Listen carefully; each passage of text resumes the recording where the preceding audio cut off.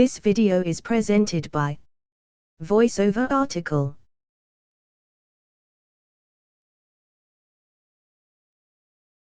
Most US citizens walk into, get online to, or drive up to their bank several times each week and hand over their hard-earned dollars. Why do they do it? How many other strangers would they trust to hold their savings, and return the money and additional funds back to them at any point in time? What makes banks safe, and how do we know they are?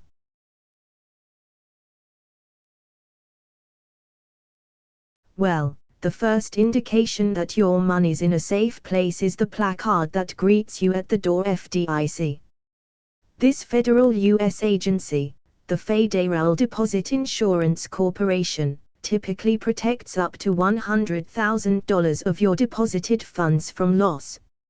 Established in the 1930s, the FDIC became a way to curtail the runs on banks that occurred directly after the Depression.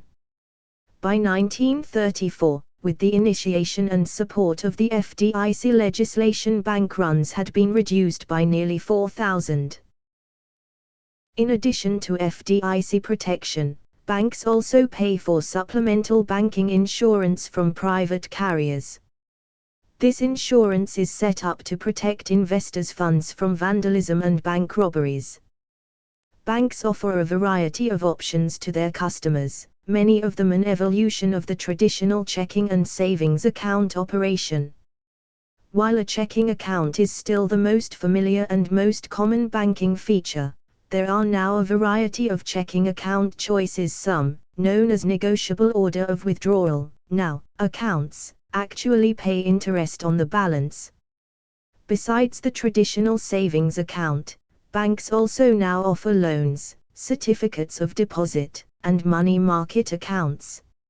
Some offer IRAs and education savings accounts. With a traditional savings account, you are able to deposit and withdraw virtually at will, with no minimum deposit or balance required. For this you earn a small interest, currently at an all-time low range of 6 to 2%.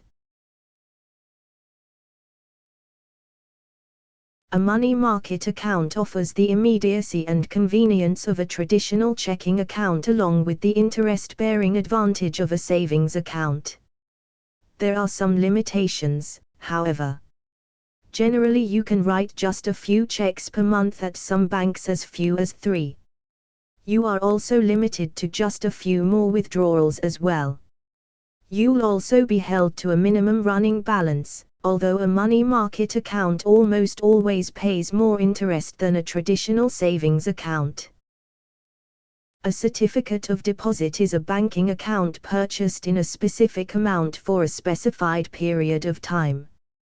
Banks traditionally offer a variety of time periods for certificate maturities, anywhere from 30 days to 15 months. The longer the time to maturation, the higher the rate of interest paid. For the length of the certificate, however, you are not able to withdraw any of the funds. Individual retirement accounts, IRAs, and education savings accounts are designed to accrue a substantial amount over a lengthy time period for a specific purpose. IRAs for retirement, education savings account for college education. They generally offer the highest rate of interest but also deliver hefty financial penalties for early withdrawal except for emergency hardship situations. With as many options as are offered by today's banks, and the protections established by the FDIC, you can indeed bank on your local bank.